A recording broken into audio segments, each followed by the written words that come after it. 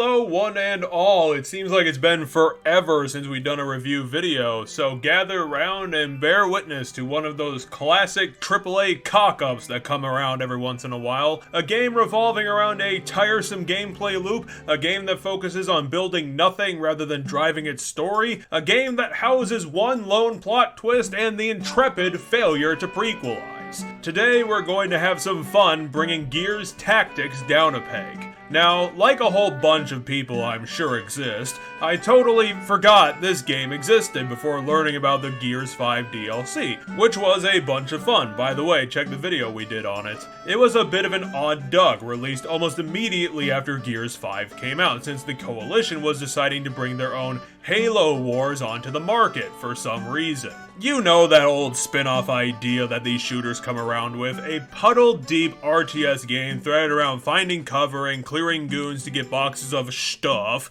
taking place in the before Gears 1 times. It wasn't exactly going to be GOTY material, but even then I didn't expect this game to turn out to be such a glorious mess. There are bits of this game that amaze me to think that it came from Microsoft's golden boy, the Coalition, who has a lot to live up to the expectations of Business Daddy, but before we get into that, what's the game actually about? Gears Tactics is a AAA real-time strategy game, so you know what that means, kiddos. XCOM ripoff! Yeah, it's essentially XCOM with the Gears paint thrown over it, and in spite of never playing XCOM, I'm going to imagine for a second that XCOM is a deeper game than what Gears Tactics has to offer. Tactics takes place in the E-Day times, when the Locusts were first emerging and beginning to attack the humans of Sierra, a point in the canon that I expressed regret of learning more about due to the glorious stupidity of the explanation for how the Locust problem started in the damn first place. It was a better idea for the original trilogy to take place a long time after that, since the beginning of E-Day is an incredibly terrible story of brutal incompetence. This story begins with Diaz, a mechanic with a long history being called back into service to face the Locust threat. He's teamed up with Redburn, a scarred old war veteran who thinks Diaz is a little shitbag and needs to man up for the coming war. Their first objective is to infiltrate a local facility to get some important intel about their situation. Once found, they face the dossier on who the villain of the game is, Ukon. It's a Locust guy. That's all Ukon is, just some random lookalike Locust dude who apparently has some high authority but doesn't look at it at all. He's a terrible character model. Apparently, he's the one creating a lot of the bigger Locust monsters that we face in the original trilogy, like the Brumac and the Corpser, who I guess we should get around to killing him at some point, though maybe. Can we pencil it in for next week? I just don't know. This is Gears Tactics' biggest problem, is the entire lack of an important quest line. A plot that we should be focusing on and building our resources towards, recruiting people to help in this cause, but since the game is more focused on putting the player through the grind of building up the base, instead of getting to some legitimate story beats of interest, the core hook of what we're doing this for, and since that's not there, you end up just doing all of this because the game says so, and also it forces you to do it just to get to the supposedly interesting story missions, and it's definitely not nothing for how much grind that is. Gears Tactics is so imbalanced in terms of its busy work shit that 60% of your playtime at least is going to be doing the recruitment and resource defense, which would be fine if there was a sense of scarcity and some survival mechanics in this game, but there just flat isn't. Just like in every other boilerplate shooter, your protagonist team is simultaneously completely stripped down and constantly hunting for their next meal, and also has all the resources it could possibly ever need at any given time depending on what the hell the script says. And also, the protagonists just happen to immediately receive any plot device they need in order to win the fight, meaning that the game about resource gathering and recruiting an army also has no stakes whatsoever. Why would Gears Tactics have stakes and danger when the thing we have to worry about is a random dude who can create giant spiders and nothing else? Ukon is a terrible villain. Boring, terrible character design, unmemorable voice, barely appears in the game he's only starring in, and he's the only thing Gears Tactics has in the slot of antagonist. If Ukon sucks, the game's got nothing else to show for itself. It's already dead in the water, and that's before we get to the real reason why this game should be a laughingstock. Continuing onward from finding out about Ukon, Diaz and Redburn realize they're going to need help and information, so they get straight into recruitment mode. This stuff is the majority of what you're going to be spending time doing. These long, repetitive missions to save people or gather material. The same mission types get copied several times, and that's essentially 75% of the game. There's the odd difficulty spike every once in a while to spice up some certain side missions, but more often than not, this game is a monotonous drag to do all this unskippable, boring crap before we can get to the actual developed parts of Gears Tactics. After the first slice of boredom, Diaz and Redburn manage to recruit a homeless platoon led by Michaela, a person who is stereotypically angry at the COG for burning down the planet and probably doing some off-screen atrocities. However, Diaz manages to get her on their side with the classic, "if we don't team up, the planet is fucked" logic. At least she has a better idea of what's going on, and eventually leads them to their next move, Ukon's next meeting that she somehow knows about. After some more incredibly well-designed, fast-paced bullshit, we finally drag ourselves to the Ukon ambush, which goes pretty well, to be honest. Ukon gets caught with his pants down and Michaela manages to get a direct hit in the face on him, putting him down for the count. For like 10 seconds. Yeah, he just gets up somehow and escapes with the pro-tags caught in stupefied amazement. How could this happen? Well, it turns out that why Ukon has been surfacing so much lately was to get his hands on some medical caches containing the cure for rust lung. Now they know Ukon's weakness and can set up a trap, which means more survival missions. Yay! I would be more in favor of this forced off-path walk from the thing we bought the game to do if the gear we were finding was interesting or looked cool. It isn't, and it doesn't, since all it really does is affect cooldowns or switches your stats around. It doesn't really give you any, like, super moves or any new interesting guns or shit like that. It's not revolutionary loot, so you can't get attached to any of it, and you also can't get attached to the characters themselves who you are recruiting in the first place. Obviously, the better way to do this sort of game is that you start with an initial cast of characters and you have the ability to find more along the way. The reason you have this ability is that this hypothetical game has permadeath to reinforce that the player's choices have consequences and you'll have to replace and retrain. Gears Tactics doesn't do this because the story they built for the game isn't able to have any of the major characters die, and since you go out with 4-person teams and you get these characters early on and recruit others later that can only fill in 1 or 2 open slots on the teams when temporary vacancies happen because story requirements, the whole recruitment bent of the game and all those missions don't work since there's no space for it in the mechanics of the game itself. All you're really doing in these sort of people finding missions is making your list of bench warmers really, really long. The randomly generated characters probably do have that chance to die in mission, but that risk is so minimal and the missions are reloadable, so even those rare chances for even mediocre drama can't happen in the game. There really is no point or reward in doing any of the side missions other than fluffing up the game time to the proper 20 hours when the developer only wrote in 5 hours of story missions. I suppose now is as good a time as any to get into the real meat of this quandary, the reason why I hyped this review up, and that's because the developer did an oopsies. The main developer of Gears Tactics seems to be Splash Damage in conjunction with the Coalition. It is a partnership, so make of that what you will for who to blame. Splash Damage has been working with the Coalition for a long time as they started contributing back in Gears of War 4 and have been on ever since with this series.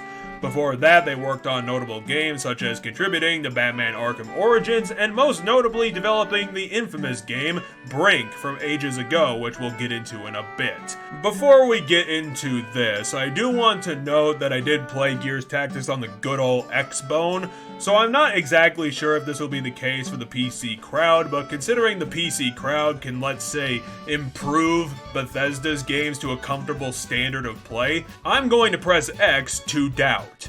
Gears Tactics is a broken goddamn mess that is an embarrassing testimony to the bad side of the Coalition that they let this slide in a finished release. A few times throughout Gears Tactics, I was running into the game freezing during transitions of unit movement, which would inevitably lock up the entire game, and this shit is not randomly occurring either. These are consistent glitches that were not fixed months after release, and Splash Damage should be ashamed of themselves over this crap for including it in a full-price Gears release for Gears of War, the second major Microsoft series. Splash Damage fucked this up, and the Coalition didn't make them go back and fix it, so frankly, they're both at fault. Because if you want to play this game, not only do you have to make strategies to get your objectives done, but also you have to kill enemies and be in locations at precise points so that the game doesn't fucking lock up. You colossal Microsoft-branded buffoons.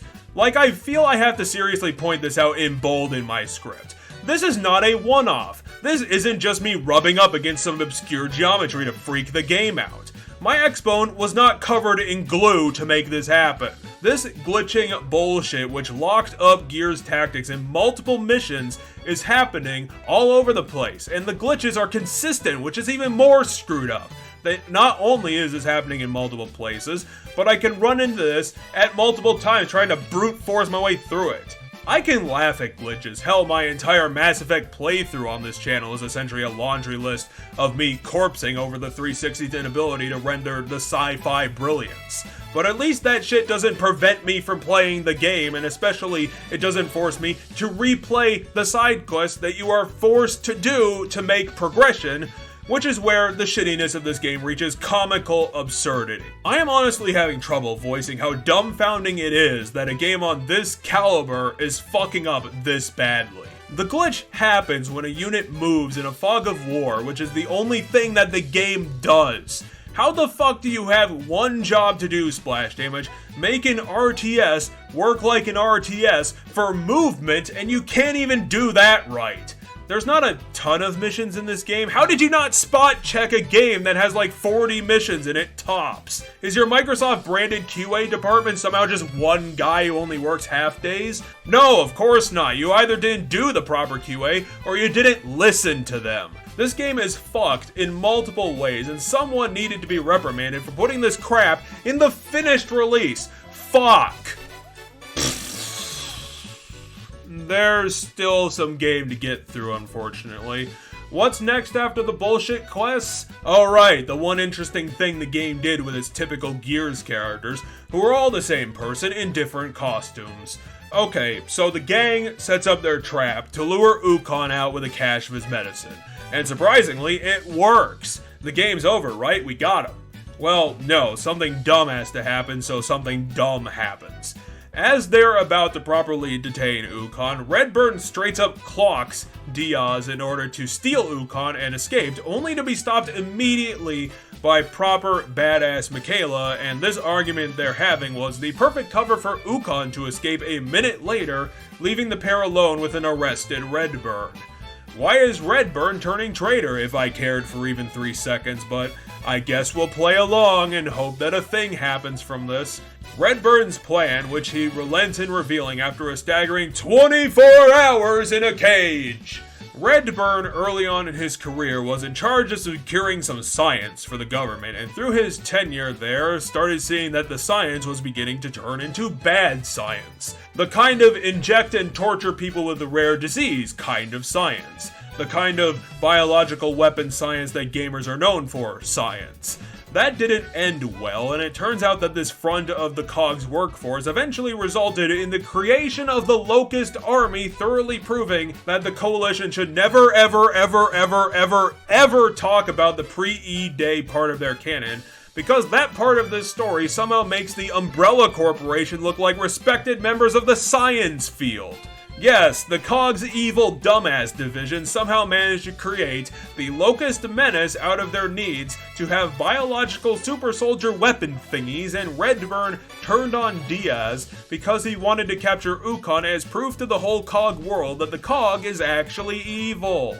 Redburn wanted to steal Ukon and put him on display in front of the COG capital to disprove the legitimacy of the government, which is incompetent. That could have been a cool story beat if any of this story mattered, but it doesn't. because Gears Tactics is a prequel to the original trilogy, so we already know that none of these revelations matter because none of these characters appear anywhere else in this series, and no one in the original trilogy even tells us that this was the case of a thing that was happening in the first place.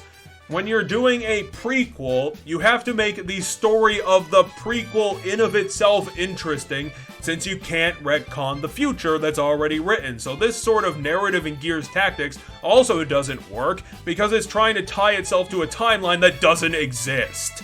And even then, none of this fucking matters, since after he reveals that, Redburn is immediately put back on the squad and no further incidents happen. The team goes to scout Ukon's location and deal with him, gather intel and another long string of side quests that don't work properly, and prep for the final battle, prep in quotation marks. Shock! Horror! The final battle also sucks! Like the rest of the game, it's long, pointlessly drawn out, and has very boring gameplay which repeats over and over and over again. Ukon and his Locust Dragon whatever the fuck mount flies around the battlefield spraying giant AoEs everywhere like a lazy boss, and also forces the player to do these long range attacks since you can't get close up and get an actual targeting on him. And then after he gets a portion of his health down, he'll fly to the other side of the field, forcing all the players to walk there, and then when they get there, they fight a bunch of copy-pasted ad piles that don't do anything, but act as a huge distraction, and then repeat that farce several times and you're good to go.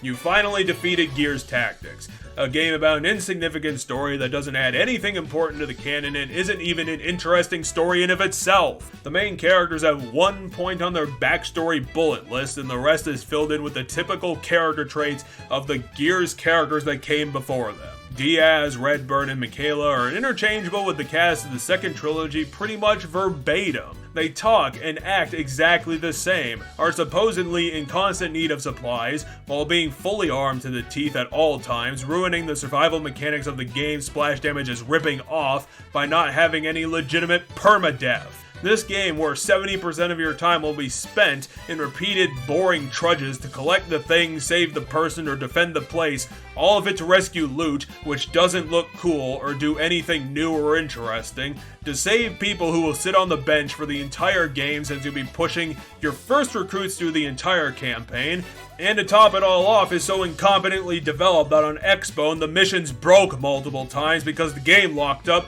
during unit movement. And somehow this thing got re-released for the Series X? Splash damage in the Coalition, this game makes you look rightly like Microsoft-branded buffoons who don't know any better. Honestly, a 7 out of 10 is too good for this game, because even if it worked properly, it would still be a boring nothing of a fart of a game, and story that has so little going for it and no stakes or challenge from its nothing villain Ukon, that it'd be closer to getting like a 4 for something for trying to make a Microsoft version of XCOM, but have none of the work, creativity, or difficulty that those games have provided for players years before this one existed. What Gears Tactics ultimately proved to be is a mediocre slog of nothing gameplay featuring nothing characters in a land of going nowhere with nothing to show for itself and no interesting spins on the RTS genre to make this game worth half a damn.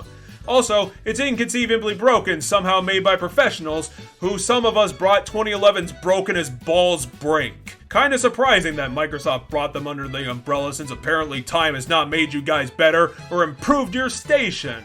That's my long-winded ass review of Screaming. Check back next week for some more adventuring with the lovable Puffball, and I'll wish you all out there a victory for gamers. Until next time, I'll see ya, and hopefully I won't be screaming at my microphone for 20 minutes.